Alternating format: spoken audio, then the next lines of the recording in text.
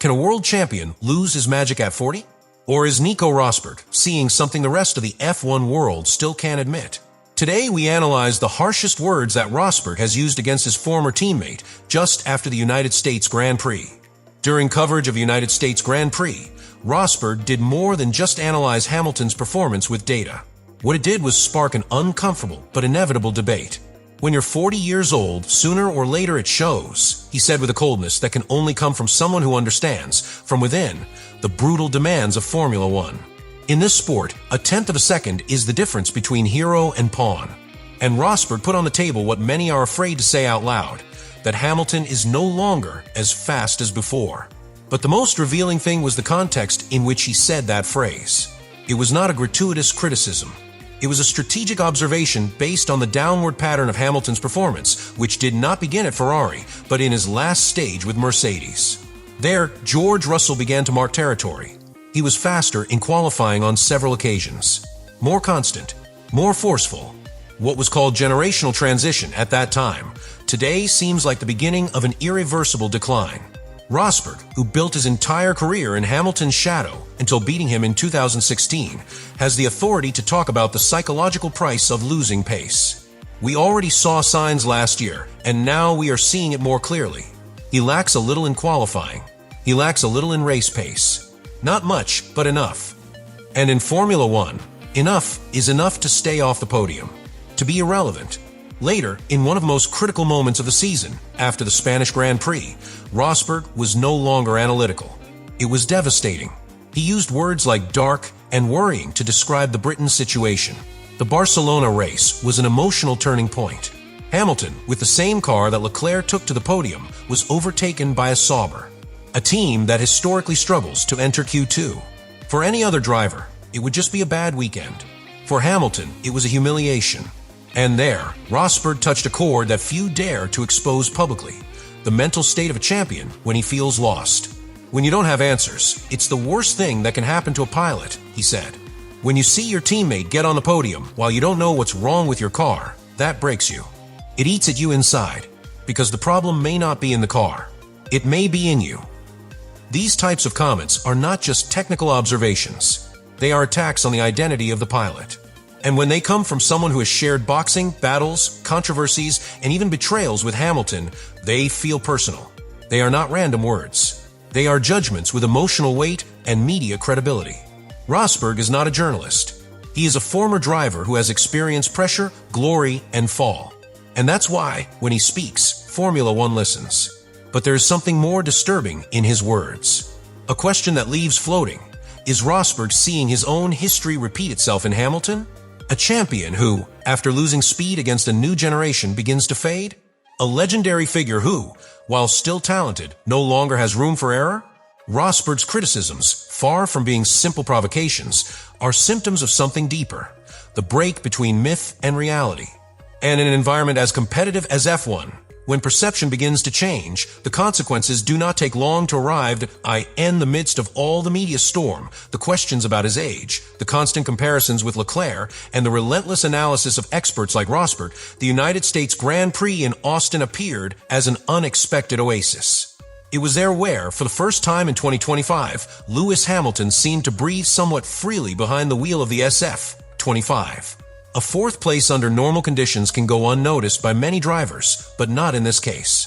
For Hamilton, it was a message not to the press, not towards Rosberg, but towards himself.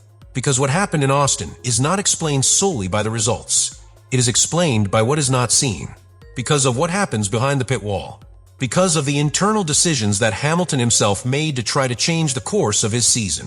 Ferrari, at the insistence of the British driver, made an important change in its operational processes prior to that weekend. Simulator sessions were modified.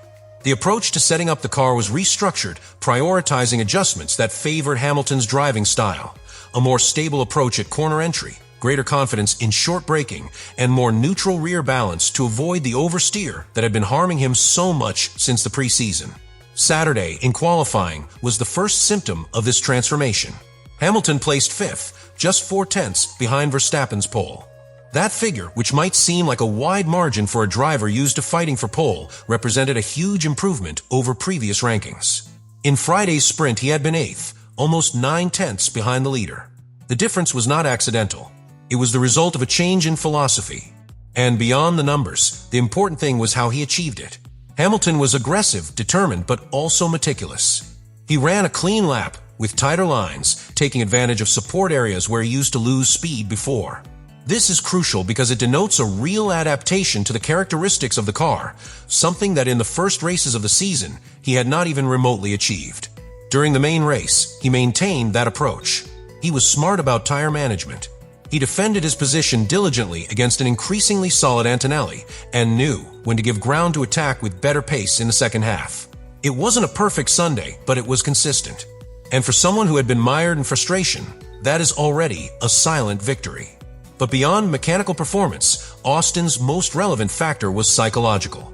Hamilton arrived at that circuit under pressure, with his name in negative headlines, with questions even about his decision to join Ferrari. And yet on the track, what we saw was a refocused driver. With a frown, hungry, he walked through the paddock again with a different bearing, with a firm step, and that did not go unnoticed. Even within the team, engineers privately acknowledged that Lewis's attitude changed dramatically. There was more interaction in the technical meetings, more demand in telemetry, more responsibility in configuration decisions. He got involved like in his best times with Mercedes. He was no longer the driver who simply came to the box to drive. He was once again the driver who sets the technical direction of the team. However, it is important to maintain perspective. Austin was not a podium. It was not a victory. It was just a spark.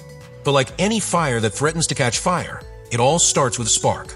And in Hamilton's history, those small glimpses have been the catalysts for great resurrections. The big question now is whether this performance can be repeated, consolidated, and grown.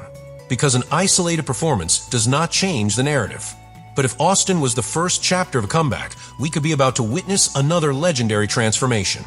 And if anyone has proven he can turn the darkest narratives around, it's the same man who, against all odds, won 7 championships in one of the world's most ruthless sports.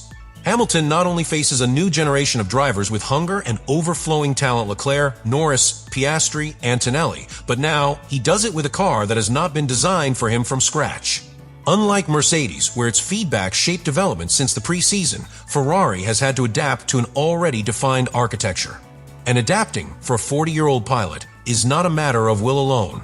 It's a matter of physical reaction, of muscle memory, of rebuilding decades-old habits.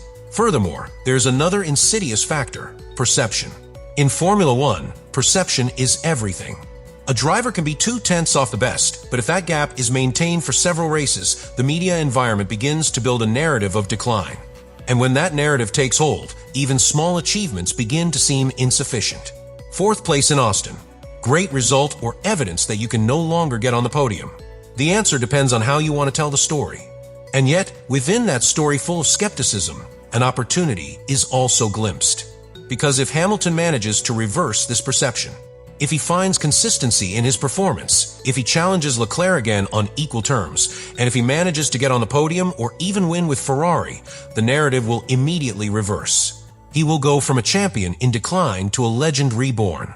The difference is not time, it is execution. In this sense, what is at stake is not only Hamilton's prestige, but the meaning of his last stage in Formula One. Because what awaits him is not a fight for titles, at least not for now. What you are disputing is your own final narrative, the closing of a cycle. And that in many ways is a more complex challenge than any championship. Can someone reinvent themselves at 40 years old? Can a 7-time world champion learn to be a student again? Can you accept not being number 1 on a team? And still fight to prove that, even in the twilight, there is enough light to illuminate another victory? The answer to those questions will not come from the media. It won't come from Rosberg. It will come from what Hamilton does on the track, race after race. Because as he himself has said on more than one occasion, everyone talks, but when they turn off the lights, it's just me and the steering wheel. What you just heard is not just a sports analysis. It is the chronicle of a man facing not 19 other pilots, but his own myth. Lewis Hamilton is not just competing for points. He is competing against time, against collective perception, against voices that doubt, and against the gigantic shadow of his own legacy. What do you think is in store for Hamilton this season? Are we facing the end of an era or the beginning of a last great battle for absolute respect? Let me know in the comments what you think about all this. Subscribe right now and activate notifications.